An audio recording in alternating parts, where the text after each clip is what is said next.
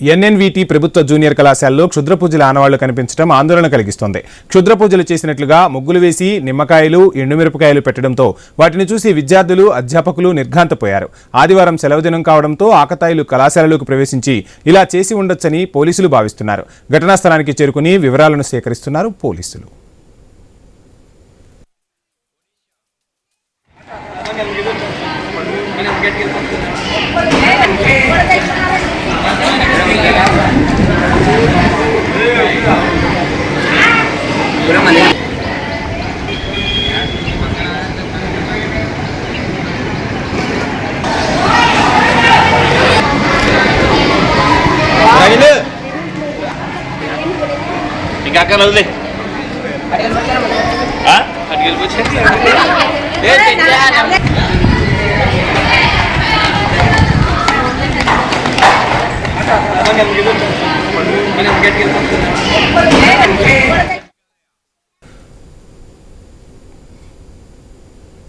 పశ్చిమ గోదావరి జిల్లా తణుకులో క్షుద్ర పూజలు కలకలం రేపాయి.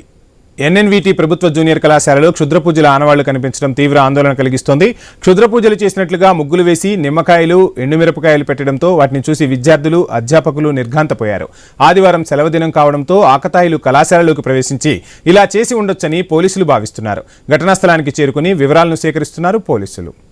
ఇక క్షుద్ర పూజల కలకలానికి సంబంధించి ఫుల్ డీటెయిల్స్ మా ప్రతినిధి భార్గవ్ అందిస్తారు. భార్గవ్. పశ్చిమ గోదావరి జిల్లా తణుకు పట్టణంలో ఉన్నటువంటి ఎస్ఎన్వీటీ ప్రభుత్వ జూనియర్ కళాశాలలో ఈ ఘటన చోటు చేసుకుంది.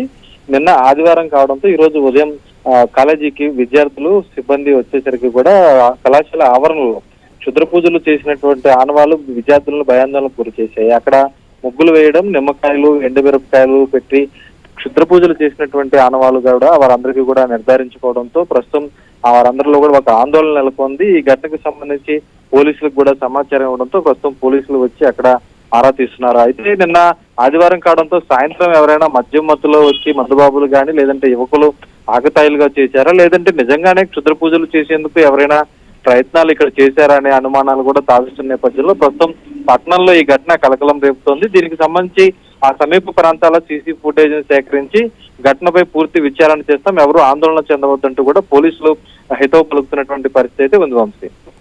Thank you Bhargav.